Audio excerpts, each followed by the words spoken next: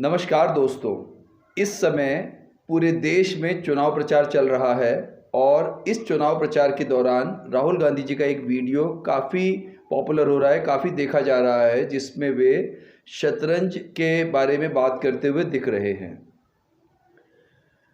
वे कहते हैं कि शतरंज के बारे में सबसे दिलचस्प बात यह है कि एक बार जब आप थोड़ा बेहतर करने लगते हैं या आपकी परफॉर्मेंस अच्छी होने लगती है तो प्रतिद्वंदी के मोहरे भी आपके मोहरों की तरह काम करने लगते हैं।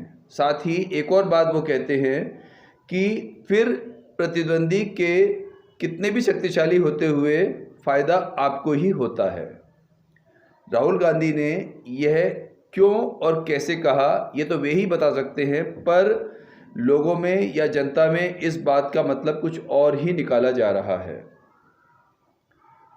राहुल गांधी कांग्रेस के लिए निश्चित ही लगातार मेहनत कर रहे हैं, लगातार उसको मजबूत करने की कोशिश कर रहे हैं, एक के बाद एक यात्राएं निकाल रहे हैं और जो भी कर सकते हैं वो सब वे कांग्रेस के लिए कर रहे हैं।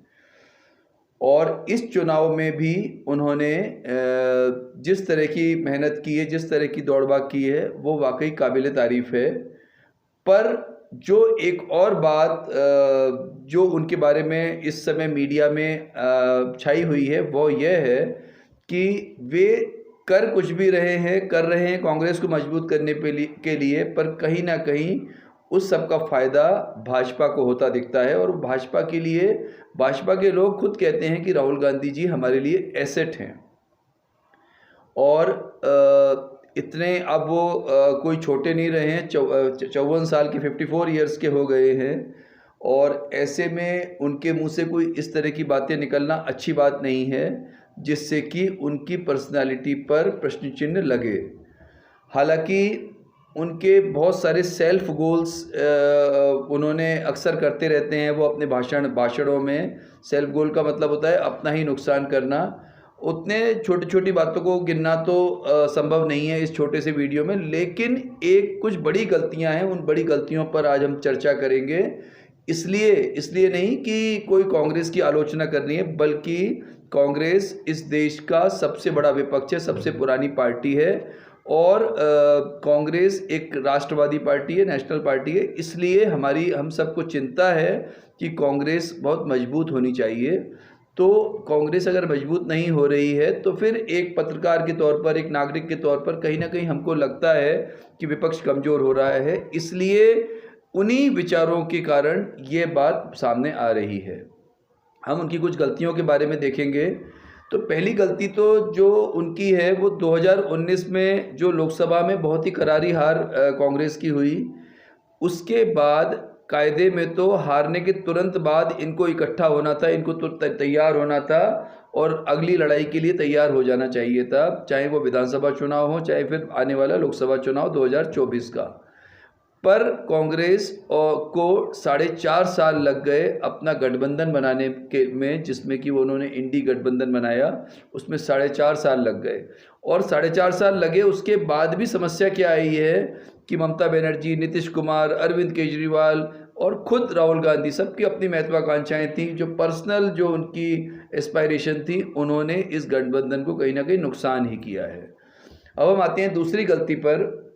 आपने देखा होगा 2019 से पहले से ही राहुल गांधी जी लगातार अडानी और अंबानी पर अटैक करते रहते हैं और लगातार अडानी अंबानी को, उनको ऐसा लगता है कि इनसे बड़ा चोर कोई नहीं है, इनसे बड़ा देशद्रोही कोई नहीं है, और हमेशा अडानी अंबानी के बारे में कीचड़ उछालते रहते हैं।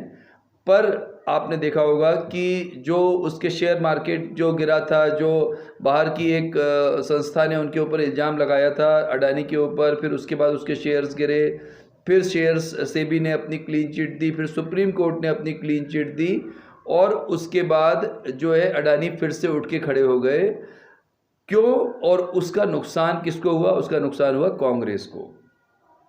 तीसरी बात, जाति जनगणना पर, यानी कि जो SC ST OBC की जो जनगणना है उसके ऊपर राहुल गांधी लगातार बोलते रहते हैं, हमेशा जाति की जनगणना के बारे में बात करते हैं और उनका जुनून जो है उस मामले में देखते ही बनता है।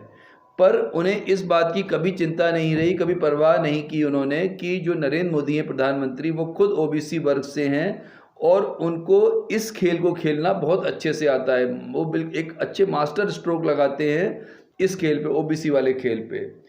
राहुल गांधी, हालांकि राहुल गांधी की जो प्लानिंग रही होगी वो हिंदू वोटों को जाति के आधार पर बांटकर भाजपा का वोट बैंक या भाजपा का जो वोट का प्रतिशत है उसको कम करना था, पर नरेंद्र मोदी ने इसको भी इतने अच्छे से खेला इस बॉल को कि उन्होंने इसी को एक तो इस पर कभी जो है पलटवार नहीं किया, इसको कभी जवाब नहीं दिया, और मोदी ने उनको लगातार ढील दी कि आप लगातार बोलते रहो, लगातार बोलते रहो, जातियों पे बात करते रहो, और अधिक से अधिक जोर देने की उस पर उन्होंने भाजपा और मोदी ने राहुल गांधी को मौका दिया। उससे कहीं ना कहीं नुकसान ही हुआ है, क्योंकि जब विपक्ष या दूसरे उन्हीं के साथ के जो दल हैं वो पूछते हैं कि आपकी जब पिछली बार जातिगत जनगणना हुई थी तो होने की बात हुई थी तो आप लोगों ने ही क्यों उसको छुपाया था मनमोहन सिंह जी के टाइम पर। फिर अब चौथी और पांचवी भूल जो है वो बड़ी अलग तरह की भूल है, दोनों भूलों को अपन एक ही पॉइंट में ले रहे हैं। वो है घोषणा पत्र से संबंधित, यानी कांग्रेस का जो इलेक्शन मैनिफेस्टो है उसके संबंध में हम बात कर रहे हैं। कांग्रेस ने जो जिस तरह का घोषणा पत्र लाई है, सीधे सीधे उस पर माइनॉरिटी के अपीजमेंट का इल्ज़ाम लग रहा है, और जो पहले भी पार्टी पर लगातार लगता रहता था, पर इस घोषणा पत्र ने उस बात को और मजबूत कर दिया और ज़्यादा बलवान कर दिया है। उसके बाद जो है राहुल गांधी ने एक प्रॉपर्टी इनहेरिटेंस टैक्स, यानी कि विरासत, जब कोई किसी की डेथ हो जाएगी तो उसका 55% तक का जो प्रॉपर्टी का हिस्सा है वो सरकार के पास चला जाएगा, उसकी बात करके ऐसी एक बड़ी गलती की है कि जो कांग्रेस के लिए काफ़ी घातक सिद्ध हो रही है। और ये क्यों किया उन्होंने? क्योंकि उनके जो सबसे करीबी सलाहकार यानी उनके पिताजी के दोस्त हैं पित्रोदा हैं, जो खुद अमेरिका में बैठते हैं, उनका ये विचार था कि ये समाजवाद, सोशलिज्म से प्रेरित था, समाजवाद से प्रेरित था, और जो है उन्होंने ये बात कर दी।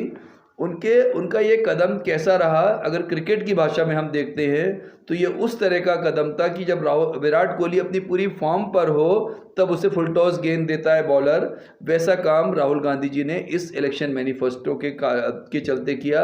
क्योंकि हमें वो देखने में आया कि मोदी ने तुरंत उसको मुद्दे को लपक लिया और उन्होंने कहा कि ये जो मुस्लिम लीग का घोषणा पत्र है, पहली बात ये कही, उसको मुस्लिम लीग का घोषणा पत्र निरूपित किया, और उन्होंने कहा कि स्कूलों में हिजाब की अनुमति देने और पर्सनल लॉ वाले जो मैनिफेस्टो के पॉइंट्स हैं उन पर अटैक किया, और इससे काफ़ी नुकसान हुआ। साथ ही जाति जनगणना जो है, संपत्ति पुनर्वितरण, जो कि संपत्ति का सब जगह रीडिस्ट्रीब्यूशन होगा, सबकी संपत्तियां बांटी जाएंगी, जो चाइना और रशिया के प्रिंसिपल, जो कि कम्युनिज्म का प्रिंसिपल है, मार्क्सवाद का प्रिंसिपल है, कि सारे लोगों की संपत्तियां सरकार की हैं और उसको बांट के सब लोगों में बराबर बांटा जाए। यह जो पॉइंट है आप सोच के देखिए, हमारे आपके किसी के ऊपर भी, आपके पिताजी ने, हमारे पिताजी ने, अपने दादा ने कोई प्रॉपर्टी इकट्ठी की है, या आप आज कोई मकान बना रहे हैं, आप एक फ्लैट खरीद रहे हैं, आप एक ज़मीन खरीद रहे हैं, और कल को अचानक ये कानून आता है, सरकार आती है कांग्रेस की, और वो कानून आ जाएगा इनहेरिटेंस वाला और रीडिस्ट्रीब्यूशन वाला, तो आपकी प्रॉपर्टी का क्या मतलब निकला? आपने आज तिल तिल करके अपना पेट काट कर अपनी आज की जो ज़रूरतें हैं उनको कुर्बान करते हुए उस प्रॉपर्टी को इकट्ठा किया, और वो आपकी प्रॉपर्टी आपसे छिन जाए, आपके परिवार की, आपके बच्चों को ना मिले। यह जो चिंता है ये नरेंद्र मोदी जी ने जो है लोगों में पैदा कर दी।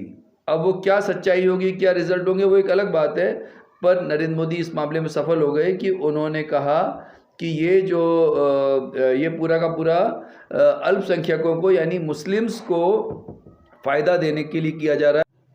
तो नरेंद्र मोदी ने बड़ी ही होशियारी से उस मुद्दे को भी लपक लिया, और उन्होंने कहा कि SC ST और OBC का जो आरक्षण है वो कांग्रेस मुसलमानों को देना चाहती है। और एक तरह से उन्होंने फिर साथ में उनके पास एक जो नरेंद्र मोदी ने एक बहुत ही इम्पॉर्टेंट पॉइंट जो उन्होंने लिया, जो अपनी बात के सपोर्ट में जो उन्होंने किया, मनमोहन सिंह जी का वो ऐतिहासिक भाषण, जिसमें उन्होंने कहा था कि देश के संसाधनों पर सबसे पहला अधिकार अल्पसंख्यकों का है और अल्पसंख्यकों में भी मुस्लिमों का है। उसी बात का हवाला देते हुए उन्होंने लोगों में ये भावना बिल्कुल पक्की कर दी कि जो इनका जो रीडिस्ट्रीब्यूशन का या जो इनहेरिटेंस का जो प्लान है या फिर SC ST OBC का जो आरक्षण में से मुस्लिम्स को देने का प्लान है, तो उसका ये नुकसान होगा। अब हम आते हैं छठी गलती पर कांग्रेस की, कि छठी गलती क्या थी। आपने हाल देखा होगा, पिछले 2-3 दिनों से अखबारों में आ रहा है कि अमित शाह के एक वीडियो को, गलत वीडियो जो प्रसारित हुआ, उस पर मुकदमा दर्ज हुआ और उस पर दिल्ली क्राइम ब्रांच, CBI सब काम कर रहे हैं। इसमें ऐसा हुआ था कि एक डीप फेक वीडियो था। डीप फेक वीडियो के बारे में आप लोगों को मालूम ही होगा क्या होता है डीप फेक वीडियो। तो उस डीप फेक वीडियो को प्रसारित किया गया, जिसमें अमित शाह यह कहते हुए दिखे या सुनाई दिया कि भाजपा सब तरह का आरक्षण खत्म कर देगी अगर सरकार में वापस आती है। जबकि ये डीप फेक वीडियो था, ये अब जो AI है, आर्टिफिशियल इंटेलिजेंस के माध्यम से तैयार किया गया था और ये साबित भी हो गया। आपने देखा होगा पिछले 1-2 दिनों में हर दिन अखबारों में आ रहा है, कोई ना कोई गिरफ्तार हो रहा है। और एक बात और है, ये गिरफ्तारियां किस हद तक जाकर रुकेंगी यह अभी नहीं कहा जा सकता। किस लेवल का आखिरी आदमी गिरफ्तार होगा, वो कितनी सीनियरिटी होगी, वो एक बहुत चिंता की बात हो सकती है भाजपा कांग्रेस के लिए। और अंत में एक बात और है कि राहुल गांधी और प्रियंका वाड्रा ने अभी तक भी अमेठी या रायबरेली से अपना नामांकन नहीं भरा है। यह दोस्तों इतनी चिंता की बात है, क्योंकि ये बात जब कांग्रेस के कार्यकर्ताओं में जाती है तो उनको बड़ा अजीब लगता है कि जिन नेताओं के पीछे हम लोग अपनी जान देने को तैयार हैं, जिन नेताओं के लिए हम अपना सब कुछ न्यौछावर, सर्वस्व न्यौछावर करने के लिए तैयार हैं, उनको जिताने के लिए, वो इलेक्शन में अपना फॉर्म तक नहीं भर रहे हैं। और वो भी किन सीटों से, जो सीट इनके परिवार की, नेहरू गांधी खानदान की, जो जिसे कहना चाहिए पारंपरिक सीटें हैं, उनकी विरासत की सीटें हैं, वहाँ से वो फॉर्म नहीं भर रहे हैं। हालांकि कल आखिरी तारीख है, कल देखना होगा, हम देखेंगे कल की क्या होता है। पर अभी तक जो हुआ है उससे कहीं ना कहीं गलत असर जा रहा है पार्टी के कार्यकर्ताओं पर, और उनमें नाराज़गी बढ़ रही है, उनमें हताशा भी बढ़ रही है, उनमें कहीं ना कहीं उनके आत्मविश्वास में कमी भी हो रही है। और एक बात और है कि राहुल गांधी के विरोध में जो इस चुनाव में जा रही है, वो एक वीडियो है जो चौधरी जो फवाद हुसैन है, शायद उनका नाम, वो पाकिस्तान के पूर्व मंत्री हैं, इमरान खान की गवर्नमेंट में मंत्री थे। तो उनका एक वीडियो बहुत ज़्यादा सोशल मीडिया पर इस समय राउंड ले रहा है, सोशल मीडिया पर ट्रोल हो रहा है। और वो वीडियो ये है जिसमें वो राहुल गांधी की तारीफ़ करते हुए दिख रहे हैं, और उसमें राहुल गांधी के एक जो है बयान है जब राम मंदिर का उद्घाटन हो रहा था, वो सच है कि गलत है वो उसकी पुष्टि मालवा मिरर चैनल या हम लोग नहीं करते हैं। पर उस वीडियो में राहुल गांधी ये कहते हुए दिख रहे हैं कि गरीबों और युवाओं के हितों को दरकिनार करते हुए इस राम मंदिर का उद्घाटन हो रहा है। इसी पर चौधरी फवाद हुसैन ने लोगों से, पाकिस्तान में लोगों से कहा है, और अपने भारत में भी जो उनके सपोर्टर्स हैं उनसे कहा है कि अधिक से अधिक इस वीडियो को वायरल करें, जिससे एक एक आदमी तक पहुंचे। पर इसकी प्रतिक्रिया बहुत ही गलत हुई है, बहुत ही खतरनाक हुई है। और उस प्रतिक्रिया कैसी हुई है वो आपको बताते हैं हम, कि जो बीजेपी की IT सेल के जो प्रमुख है, उनका नाम है अमित मालवीय, उन्होंने अपने ट्विटर पर लिखा है, इमरान खान कैबिनेट में सूचना और प्रसारण मंत्री रहे चौधरी फवाद हुसैन राहुल गांधी को सपोर्ट कर रहे हैं। क्या कांग्रेस पाकिस्तान में चुनाव लड़ने की योजना बना रही है? यह पहली लाइन थी। आगे उन्होंने लिखा है, कांग्रेस के घोषणा पत्र में मुस्लिम लीग की छाप है, सीमा पार से उन्हें जोरदार समर्थन मिल रहा है। पाकिस्तान के साथ कांग्रेस का गठबंधन इससे अधिक स्पष्ट नहीं हो सकता। दोस्तों, ये थे कुछ बिंदु जिन पर हमने आज विचार किया, और आप विश्वास मानिए कि Malwa mirror channel, doctor Rajesh Johri या हम में से किसी, हमारी टीम में से किसी को भी किसी पार्टी की जीत या हार से कोई मतलब नहीं है। यह एक स्वतंत्र मीडिया चैनल है और मीडिया ग्रुप है, लेकिन इन बातों पर विचार करना इसलिए ज़रूरी है, और हमने जो भी बातें की हैं वो सब सोशल मीडिया और मेन स्ट्रीम मीडिया में ऑलरेडी आ चुकी हैं। हम लोगों ने सिर्फ उन बातों का विश्लेषण किया है, और इसके अलावा वोट किसे देना है यह पब्लिक जाने, और इसके वोटिंग के बारे में हमारा जो हमारे चैनल का एक ही मोटो है कि अधिक से अधिक वोट दें। हर व्यक्ति किसी भी स्थिति में, चाहे उसकी तबीयत खराब हो, चाहे कितना भी ज़रूरी काम हो या कोई और ऐसा एंगेजमेंट हो, पर वो घर से ज़रूर निकले। जिस पार्टी को वोट देना है, जिसको उसे अच्छा लगता है उसको वोट दे, लेकिन वोट ज़रूर दे और इस वोट देकर इस लोकतंत्र को मजबूत बनाए। जय हिंद, जय भारत।